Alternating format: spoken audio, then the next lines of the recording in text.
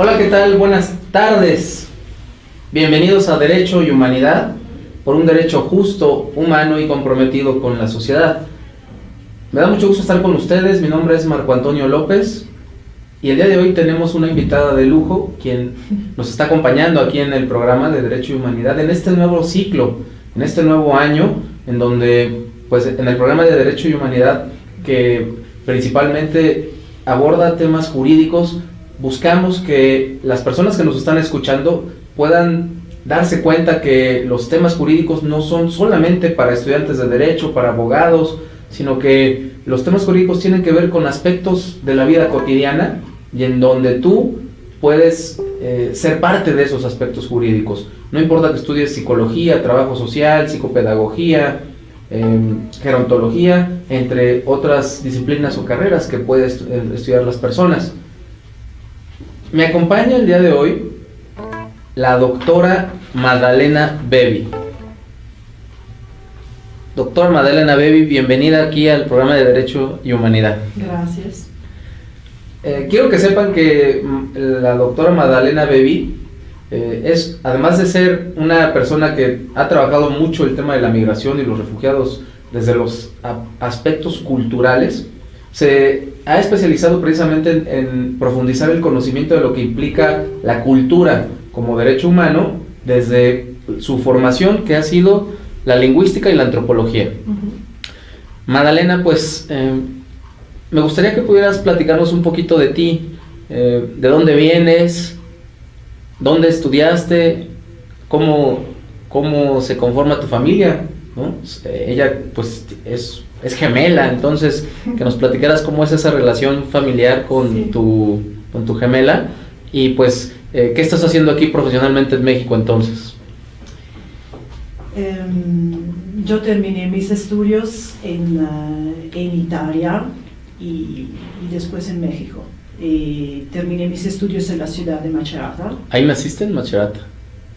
¿Cómo? ¿Naciste ahí en Macerata? No, yo nací en Perugia. Perugia es cerca de Asís. Vaya, sí, yo sí conozco Asís. Sí, en la parte central de Italia. Y terminé mi maestría en la Universidad de Perugia en idiomas y literaturas extranjeras. Y de allá yo salgo como profesora y empecé a trabajar como profesora de italiano e inglés en países particulares como Libia. Y en ese sentido empecé también a trabajar como voluntaria con las Naciones Unidas. Mi primera experiencia de trabajo con los migrantes, los refugiados, fue en Libia. Yo ya trabajaba como profesora de italiano y en el tiempo libre yo apoyaba a las Naciones Unidas y trabajé con los refugiados en los campos. ¿Te tocó el conflicto de Muammar Gaddafi? No, yo salí 2 meses antes. Vaya, porque eso estuvo complejo, ¿no? Sí, porque yo terminé mi estancia, ¿no?, académica en noviembre. La Revolución Verde llegó en Libia en febrero. Entonces no me tocó ese episodio. Pero empecé a trabajar como voluntaria con los refugiados. Y antes trabajé en los campos de los refugiados en Chiang Mai, Mesot, en el norte de Tailandia, por una motivación familiar. Mi cuñado, el marido de mi gemela, trabajaba con las Naciones Unidas y con el gobierno birmano. Él nació en Rangoon, en Birmania. Y bueno, él trabajaba en los campos de los refugiados para ayudar a los que se escapaban de Birmania a través de la jungla por el norte de Tailandia, y trabajaba con las Naciones Unidas allá, y nos quedamos, yo y mi gemela, en el 2002 trabajando en el norte de Tailandia. En Libia me quedé del 2007 hasta el 2010 y después trabajé también en Brasil con los niños de las calles. Mi experiencia en México cambió un poco mi perspectiva, porque yo siempre trabajando como profesora y ayudando como voluntaria. Terminé mi doctorado en lingüística y antropología en Macerata, que está cerca de Perugia, de Asís, es en la parte oeste de Italia, en la costa. Y empecé mi doctorado con tutela, en colaboración en antropología con la UNAM, porque estudié básicamente antropología lingüística y tomé el caso de las comunidades de los migrantes que se quedaron en México, de los migrantes de origen europea. Entonces, ese es el tema de mi doctorado, la comunidad menonita, alemana, italiana, en Veneta, en Chipilo. Ahí en Chipilo, la comunidad de Puebla, ¿no? Sí. Estudié los casos de las comunidades minoritarias de origen europea que hablan un idioma que se creó después del contacto entre los idiomas europeos, antiguos, claro, y los idiomas indígenas. Entonces, de particular manera en México, y después un poco como se difundió el italiano en las Américas. Entonces, yo viví en Chipilo. Y me imagino que ahí viste a muchos, pues, ancestros tuyos, muchas personas de allá de tus tierras, ¿no? Sí, pero ellos son vénetos, ¿no? Salen de la región de Véneto, donde se queda Venecia. Y salieron 135 años atrás y fundaron una entre las 7 comunidades, colonias italianas que nacieron en México. Pero de esas 7 comunidades, la única que todavía sobrevive es la de Chipilo. Y por una razón económica surgió esa colonia y ni campesinos, tuvo éxito esa colonia, por esa razón todavía sobrevive. Es que ellos también mantuvieron la cultura y el idioma, que pero no es italiano. Eran campesinos y rancheros, entonces ni eran personas educadas, nunca hablaron italiano en Chipilo, en la colonia de Chipilo. Entonces, por ejemplo, ellos me hablaban en dialecto, porque yo antes tuve que estudiar el dialecto que ellos hablan en Véneto, que no es mi región, entonces no es el dialecto mío. Mi dialecto es como el dialecto de Toscana, es muy parecido al italiano estándar. Antes de salir yo estudié el dialecto, ellos me hablaban en ese dialecto, pero yo le podía contestar en español, porque el italiano ellos no lo entienden. Vaya. Es muy diferente. Toda una aculturización ahí con el momento de estar comunicándose, ¿no? Sí, ellos también mantuvieron la cultura, el idioma, porque nunca se mezclaron con los mexicanos en el alrededor por una cuestión cultural, de pertenencia cultural. Mas ese idioma también cambió porque se mezcló un poco con el náhuatl, porque como entraron mucho en contacto con los indígenas de allá. Entonces, vaya. Sí. Pues procesos muy interesantes lo que nos está narrando la doctora Madalena Bevi. Sí. Recuerden a los amigos que nos están viendo en Derecho y Humanidad, síganos en nuestras redes sociales, en Radio Info, en las redes sociales del Instituto Mexicano de Psiconcología, donde pueden enviarnos comentarios, dudas y preguntas de lo que estamos hablando el día de hoy, que es derechos culturales, que es un tema bastante interesante. Y precisamente para iniciar quizá a reflexionar, Madalena, sobre lo que son los derechos culturales y lingüísticos, vale la pena reflexionar sobre que desde la perspectiva de los derechos humanos, la cultura es un derecho humano fundamental. El acceso a la cultura implica poder acceder a lo que te permite expresarte en el mundo, ¿no? A lo que te permite que te reconozcas como ser humano, pero también tenemos esta otra parte de la diversidad cultural, en donde tienes derecho a esta reivindicación de la cultura de origen y a llevar esa cultura a otras regiones del mundo, lo que hemos conocido aquí en México como estos procesos de interculturalidad. En el tema de las Naciones Unidas, pues tenemos a esta agencia que es la Oficina de Naciones Unidas para la Educación, la Ciencia y la Cultura, ¿no? La que promueve este tipo de procesos fundamentalmente en todo el mundo y que se encarga de que la cultura pues pueda ser reivindicada, reconocida y incluso también visibilizada. Pero dinos ¿qué son los derechos culturales? Los derechos culturales, bueno, se habla de los derechos culturales desde 1948, ¿no? Son mencionados entre los derechos humanos en la Declaración de las Naciones Unidas.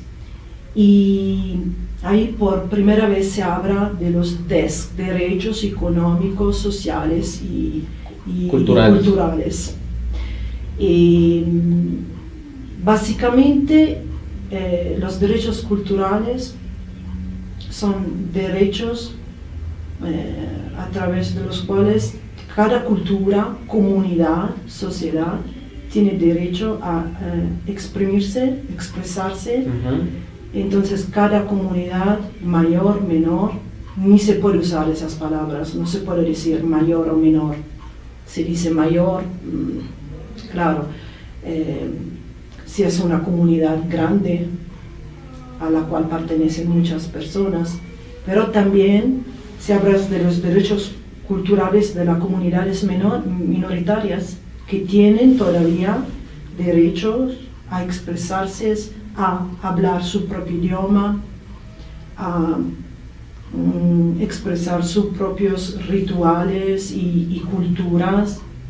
En ese sentido, por ejemplo, yo estudié el Tratado de los Derechos Culturales Lingüísticos de los Indígenas en México.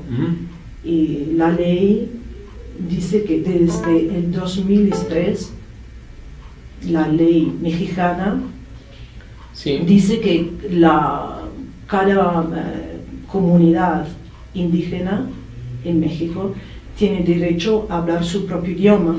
Así es, sí. Porque antes estaba, pero eso no es que pasa simplemente en México, en Europa, en Asia, en África. Sí, fue una corriente, ¿no? Sí, antes estaba como, ni se promovían, pero estaba prohibido. En la escuela se puede hablar, por una cuestión también de reivindicación política. Un Estado recién nacido no quiere que las comunidades minoritarias, los grupos étnicos minoritarios sigan expresándose, que no quiere que en esa comunidad se hable un idioma indígena, por ejemplo, porque no quieren que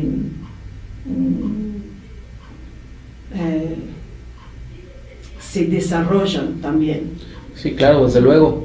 No, y además esto que nos comentas es muy interesante porque precisamente desde la fecha que tú dices, en la Constitución Política de México, el artículo 2 pues nos habla y nos reconoce a nosotros como país, como un país pluriétnico y pluricultural, sí. En donde, derivado del conflicto zapatista del 1994, sí. Pues esa es una manera en que se solucionó este tema, el reconocimiento de los derechos pluriétnicos, pluriculturales y estos dialectos indígenas, estas lenguas indígenas, mejor dicho, que le dan ese estatus de lenguas y que pues a nosotros como mexicanos nos permitieron darnos cuenta de esta parte de riqueza cultural que siempre ha estado ahí y hemos reivindicado, pero que quizá históricamente no lo habíamos hecho tanto y por eso en la Constitución pues hacen ese reconocimiento. Lamentablemente, fíjate, al día de hoy eso no se ha resuelto todavía, el tema de los derechos culturales indígenas pues sigue siendo un tema que no está completamente terminado. Y justo te quería preguntar, esa era una de mis otras dudas, ¿por qué hablar de derechos culturales y lingüísticos? porque van juntos. Cuando la cultura se expresa de una comunidad, primero que todo, a través del idioma que se habla. Son dos temas muy parecidos. Y, por ejemplo, en el caso de Chipilo, ¿no? Donde yo me quedé y viví, esa ley del 2003 reconoce los derechos culturales y lingüísticos de las comunidades indígenas. Pero, por ejemplo, los vénetos de origen italiana de Chipilo no tienen derechos. ¿Por qué? Porque no son considerados indígenas. Vaya. No son indígenas. ¿Qué significa? ¿En Italia? No son indígenas en México. Ah, ok. Como no son indígenas, entonces no les se reconoce ningún derecho. ¿Qué significa? Que ellos pueden seguir hablando su propio idioma, mas se tomaron algunos recursos importantes desde el 2003 para promover, por ejemplo, los idiomas indígenas. Ahora los idiomas indígenas en México se estudian en las universidades, en algunas escuelas específicas. En Chiapas hay, por ejemplo, en Oaxaca, algunas escuelas donde se enseña a través del idioma indígena, ¿no? Eso es muy importante para que los pueblos sigan hablando el idioma local. Y con la gente de Chipilo, los italianos de Chipilo o los alemanes menonitas en Chihuahua, eso no se hace porque no son reconocidos como indígenas mexicanos, que de verdad no son, porque son europeos que migraron, pero, claro, pero son mexicanos, porque estamos hablando de italianos que están acá, por ejemplo, en Chipilo desde 7, 8, 9 generaciones, entonces ni ellos tampoco se consideran italianos. Claro, fíjate qué interesante es esto que estás planteando, porque pues entonces nuestra concepción de derechos culturales y de diversidad lingüística y cultural, que señala el artículo 2 de la Constitución, pues evidentemente no solamente está enfocado en derechos indígenas, sino que deberíamos de considerar a estas comunidades de inmigrantes que llegaron hace muchos años aquí en México, y que ya generacionalmente ellos son mexicanos y que, claro, reivindican una cultura, una manera de vivir el mundo y una manera de dialogar, un dialecto que no está contemplado en ningún tratado, en una ley, pero que culturalmente está ahí presente. Creo que tenemos varios temas todavía para aquí seguir reflexionando. Creo que esto es algo muy importante. Vamos a ir a una pausa, pero seguimos reflexionando sobre derechos culturales y lingüísticos con la doctora Madalena Bevi. En un momento continuamos. Continuamos en Derecho y Humanidad por un derecho justo, humano y comprometido con la sociedad. Estamos hablando con la doctora Madalena Bevi con el tema de derechos culturales y lingüísticos. Mi nombre es Marco Antonio López. Te invito a que nos sigas acompañando en las redes sociales, en Radio Info, en la red social del Instituto Mexicano de Psico-Oncología, y que pues nos puedas mandar tus preguntas, tus comentarios, tus dudas, tus inquietudes. Aprovecho este momento para poderte hacer la cápsula de orientación jurídica del día. Recuerda que los derechos culturales son derechos importantes que se defienden y se promueven. Para ello, la Secretaría de Cultura Federal pues es la instancia que por ley protege y promueve estos derechos en el gobierno mexicano.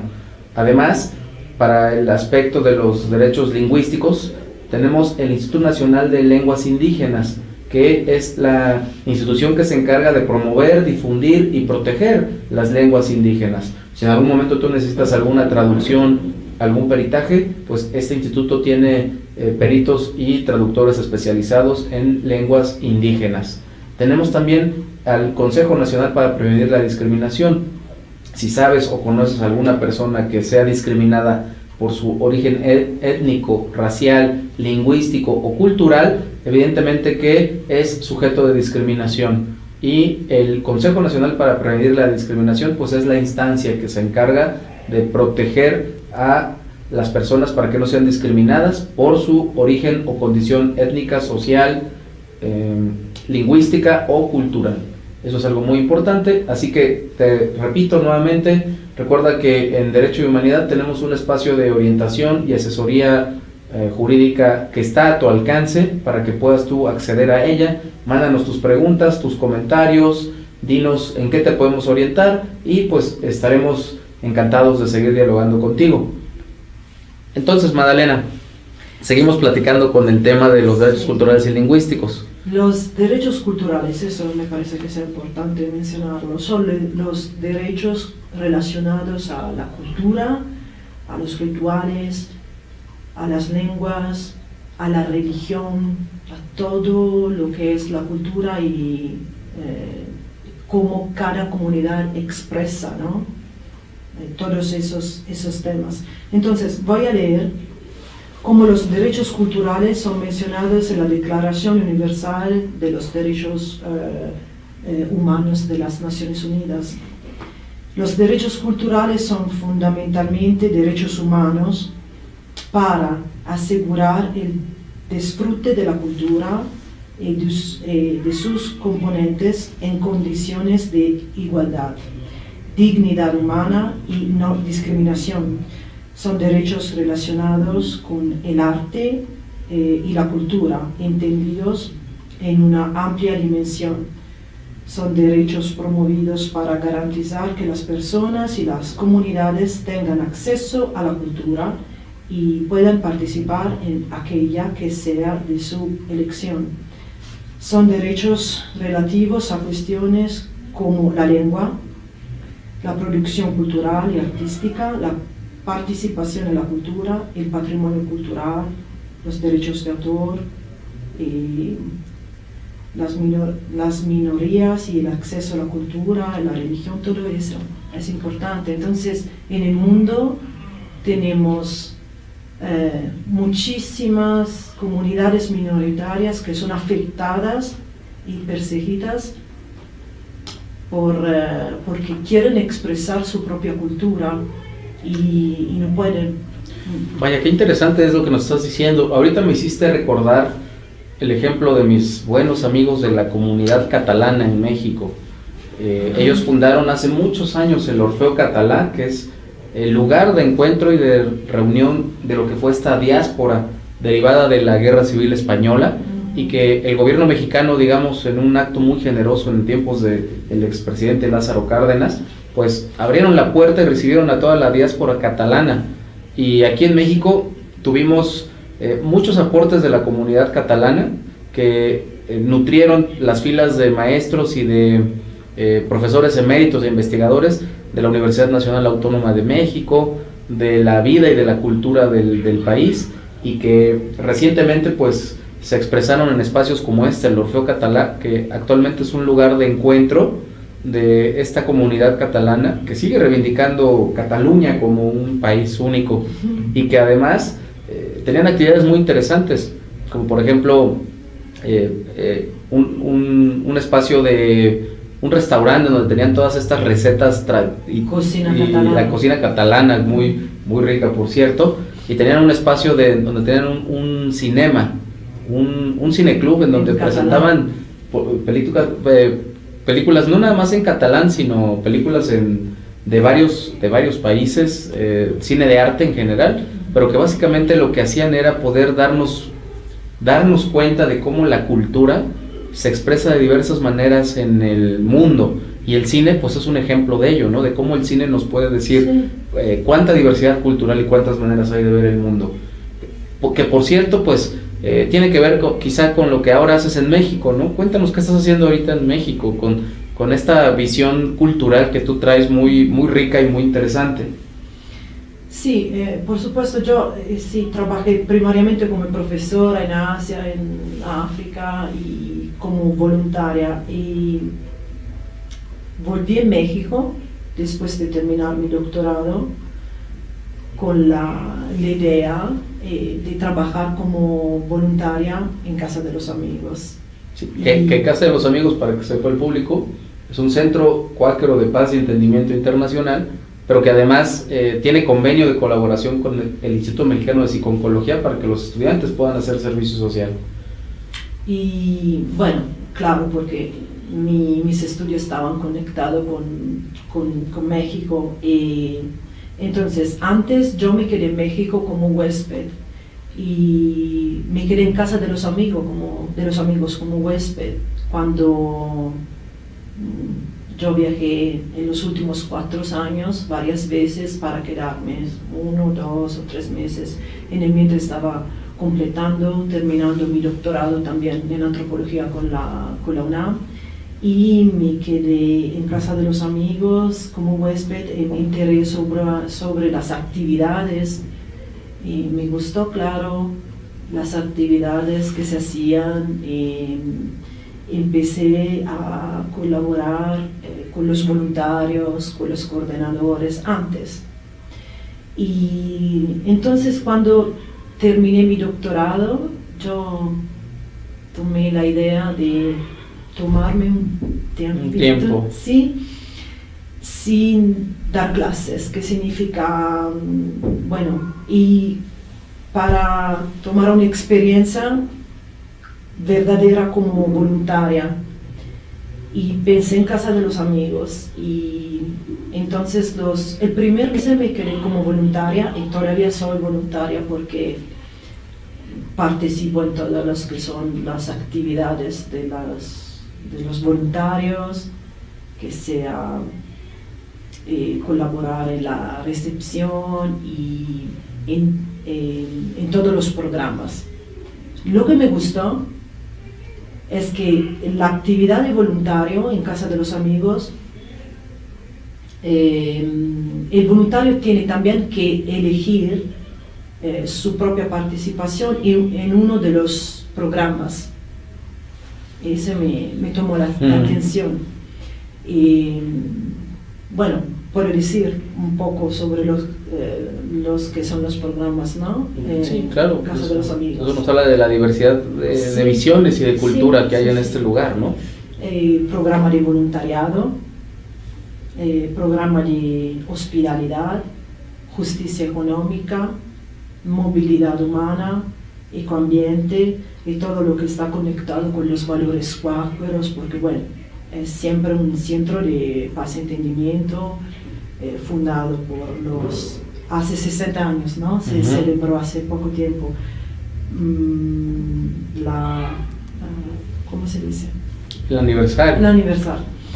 Y a mí me interesaban todos los programas. Claro que lo que me interesaba más era el programa de movilidad humana, en el cual se trabaja con los migrantes y los refugiados, porque era algo que yo había hecho antes. También me gustaba mucho el programa de justicia económica. Lo que pasó es que después del primer mes, más o menos, Antonio, me dieron la posibilidad de coordinar el programa de movilidad humana. Entonces yo empecé a seguir trabajando como voluntaria, ayudando, y también empecé a coordinar ese programa. Y me enteré más sobre lo que es el trabajo y las relaciones con los migrantes y los refugiados que pasan en casa de los amigos, las actividades, lo que significa por los migrantes, los refugiados, quedarse en casa de los amigos, y cuál es la diferencia. También la diferencia que yo vi entre trabajar en un campo y en una institución como Casa de los Amigos. Cuando trabajas en un campo, bueno, el trabajo es muy técnico. Tienes que ayudar a los refugiados en el tema donde se pueden quedar, dormir, la comida, todas esas cosas. Casa de los Amigos, yo me di cuenta que es un lugar particular. ¿En qué sentido? Diferente también con los otros albergues o hoteles por los migrantes. Es que se ofrece algo más. que sea se intenta de ayudar a los migrantes, no solamente sobre lo que es el tema, claro, básico, esencial del alojamiento, entonces que tengan un lugar donde estar y la comida, los ayudas a ellos a través de se ofrece desayuno, alojamiento, asesoría legal, asesoría médica, que son las necesidades básicas, ¿no? El programa de movilidad humana en Casa de los Amigos ofrece la posibilidad de involucrarse en la comunidad, en la sociedad mexicana. Entonces los migrantes y refugiados toman cursos de español y participan a las actividades. Casa de los Amigos tiene diferentes convenios, bueno, ahora se terminó, con la Universidad Iberoamericana, y para que se involucren, claro, que puedan ser facilitados en el inserimiento, se dice sí, inserimiento en la sociedad. Y también aquí con el Instituto Mexicano de Psico-Oncología está ese alcance de colaboración para que puedan involucrarse. Pero te quería preguntar... Sí, otra asesoría, yo me Así es. olvidé, pero te quería también preguntar, es asesoría psicológica. Sí, te quería preguntar esto. ¿Se podría decir que los aportes culturales de los migrantes y refugiados que viven estas experiencias es el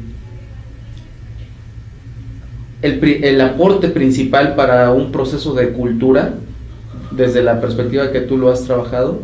O sea, eso sería lo que labores como esta que hace Casa de los Amigos podríamos decir que ayuda a que la cultura que trae la gente pueda compartirse con la sociedad mexicana.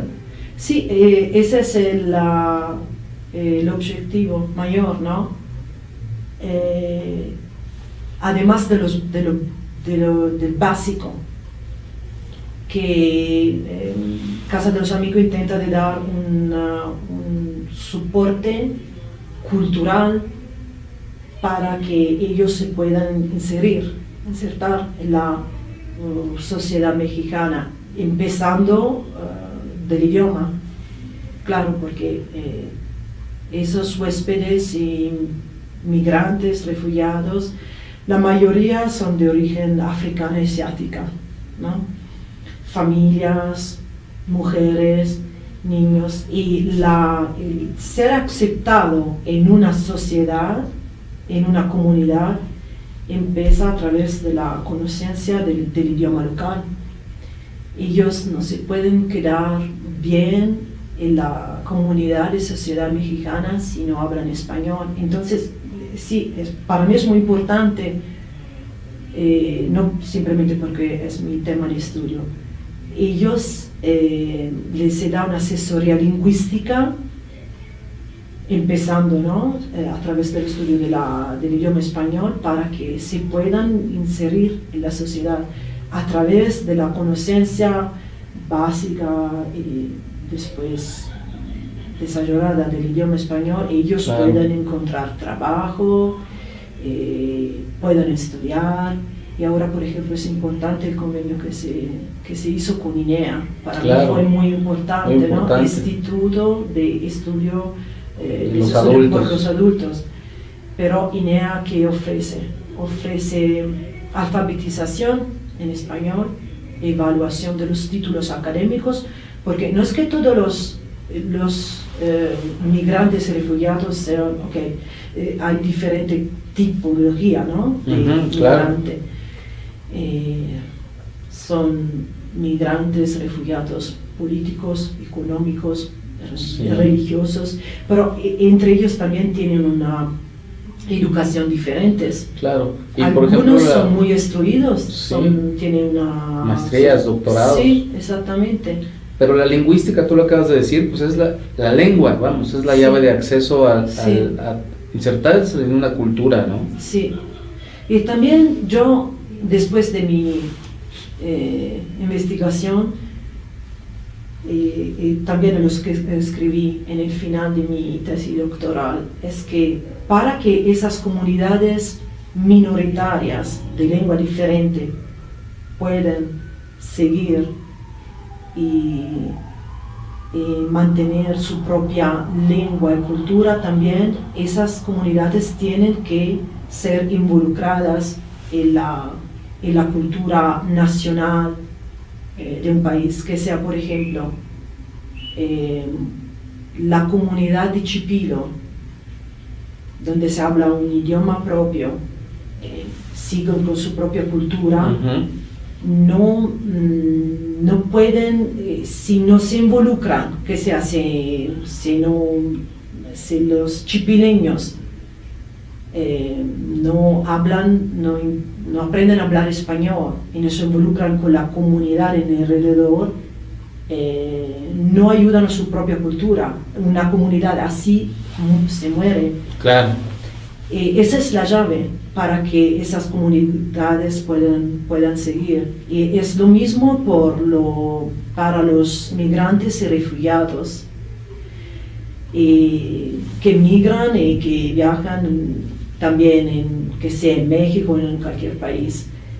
Ellos tienen que involucrarse en la sociedad, económicamente y además culturalmente, lingüísticamente. ¿Qué significa? Que pueden seguir con su propia cultura, pero también tienen que ser abiertos y aceptar y ser involucrados en la cultura local. Me estabas hablando de los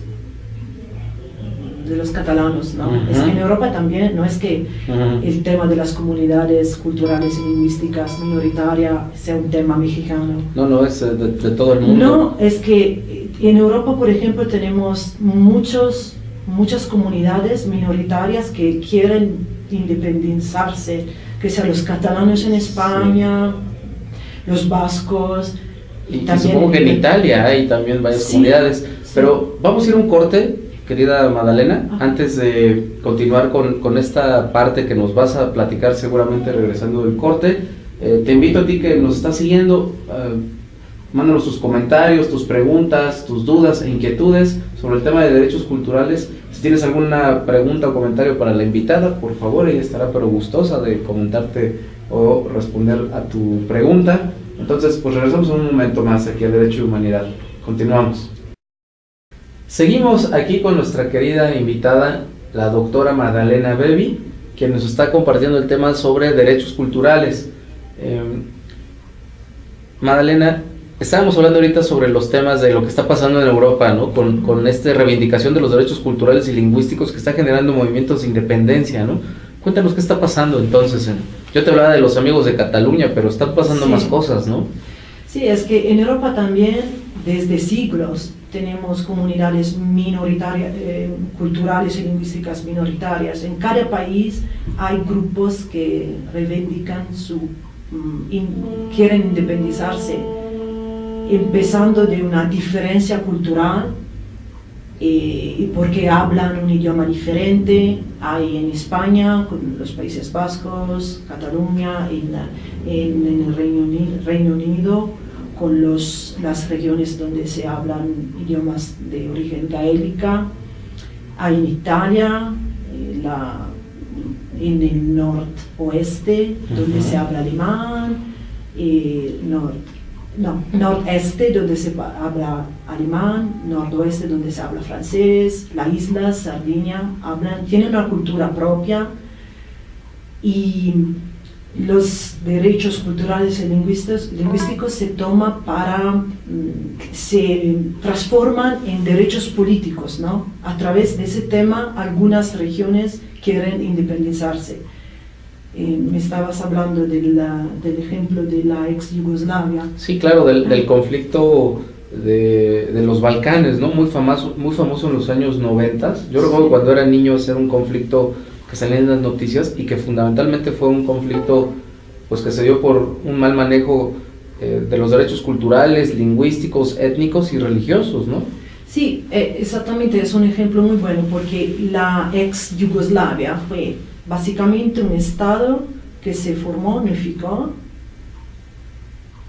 a través de una dictadura de Tito, es que se intentó de unificar pequeñas comunidades de habla diferente, cultura diferente, religión diferente, ¿no? Croacia, Serbia, Bosnia, Eslovenia, Bosnia y Herzegovina, Macedonia, Montenegro.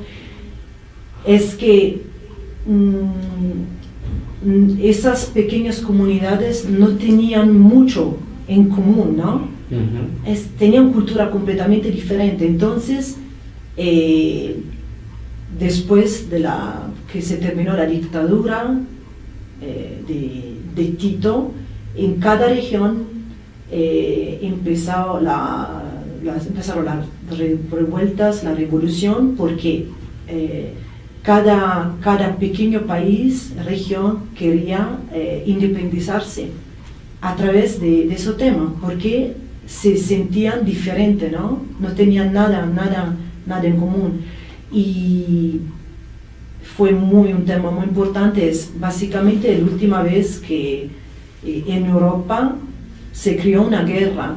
Siempre hablamos en Europa, ¿no? Bueno, los refugiados de África, ahora de Oriente Medio, pero es que nosotros se creó una guerra hace muy pocos años. ¿No? Y era justo la imagen del refugiado moreno, de rasgos afros o centroamericano, sí. Pero ahí estábamos hablando de refugiados de origen ario, güeros, y entonces sí. Increíble de lo que pasaba así. Se habla supuestamente claro. De defensa de derechos. La guerra se creó para defender los derechos culturales, no políticos, culturales, religiosos y lingüísticos, en ese caso. Fíjate cómo el alcance de lo que implica, y eso es importante que el público lo sepa, el alcance de lo que implica un mal manejo de los derechos culturales y lingüísticos, ¿verdad? Sí. Que básicamente que pareciera que es algo intrascendente y no necesario cuidar, y vemos que hay extremos como el ejemplo de Bosnia, o el propio ejemplo de lo que está pasando en Irak, ¿no? Que prácticamente los estados europeos crearon pues un país con tres etnias, con idiomas y culturas distintas, y crearon una nación.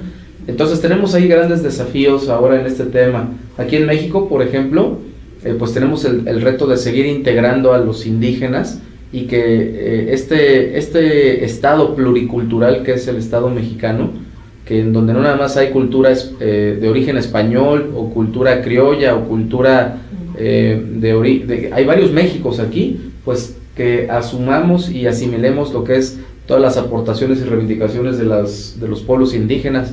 Pero también tenemos estas pequeñas migraciones que han venido, como por ejemplo en Chipilo, con los menonitas en Chihuahua, y todas estos grupos culturales y étnicos que siendo mexicanos pues debemos integrar también, ¿no?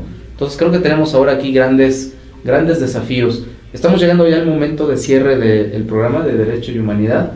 Estoy seguro que para el público que nos está viendo pues ha sido muy interesante y muy grato tu explicación sobre todo este tema de los derechos culturales y lingüísticos. ¿Qué recomendarías a la gente que te está viendo? ¿Cuál sería, digamos, lo que debemos hacer como país, como individuos, en este tema de los derechos culturales y lingüísticos? Básicamente reconocer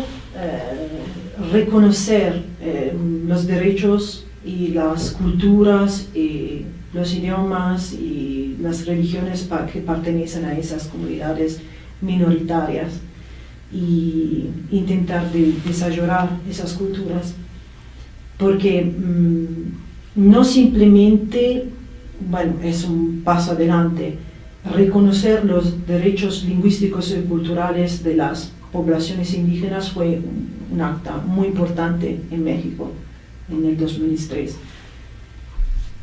Pero que no se hable simplemente de los derechos culturales indígenas, también de los nativos, porque ¿qué significa? Todas esas comunidades que sean de origen extranjeras, de origen europea, pero se está hablando de mexicanos, de nativos, ¿no? La diferencia entre la palabra indígenas y nativos. Vaya. También los italianos de origen veneta de Chipilo no son indígenas, mas son nativos. Ellos se sienten mexicanos, no se sienten italianos, ni tienen pasaporte italiano. Claro, son mexicanos, estamos hablando, como te dije antes, son 7, 8, 9 generaciones que están acá, nacieron acá.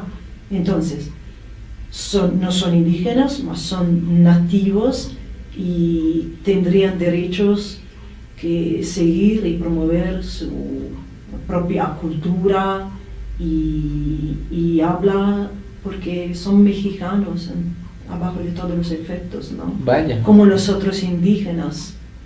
Entonces, promover las culturas, las religiones, las hablas de las poblaciones, de las comunidades minoritarias en México o en Europa, donde sea, sí. Para mí es muy importante. Interesante.